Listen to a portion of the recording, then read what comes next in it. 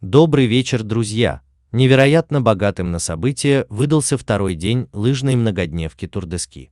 О женском масс-старте много писать не буду. Кто не смотрел мое видео, можете посмотреть на моем канале. Сегодня поговорим подробно о мужской гонке, но вначале хочу написать немного теплых слов про Юлию Ступак, которая была невероятно хороша в борьбе за золотые медали. Ее финишный рывок позволяет говорить о хорошей форме на туре, поэтому ждем от нее, так же как и от остальных девушек, неплохо проведших гонку, высоких результатов в дальнейшем. Рассказывая о перипетиях борьбы в мужском масс-старте, так и хочется воскликнуть: ребята, ну как же так? Ну ведь реально оставалось несколько сот метров до финиша, и можно было спокойно брать подиум, учитывая немолодеющего Колонию. Ведь сразу трое наших было в четверке лыжников, претендующих на второе и третье места в масс-старте.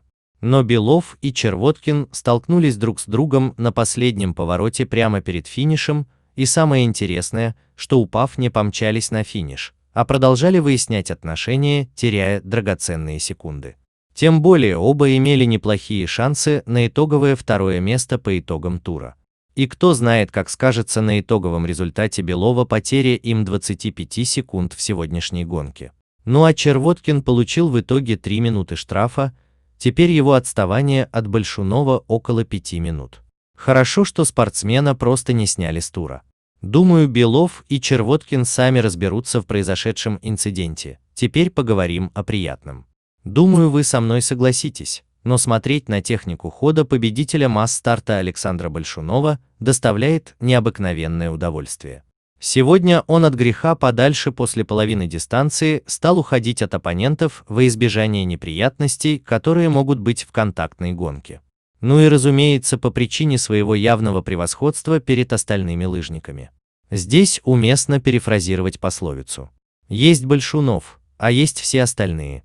Пока все остальные решали локальные задачи, Большунов создавал себе огромный отрыв в классификации тура, который может к последней гонке стать неприличным, и при восхождении на гору Альпе-Чермис в Валь-ди-Фьеме Александр сможет запросто попить кофе на трассе, поговорить с поклонниками, сфотографироваться и дать интервью.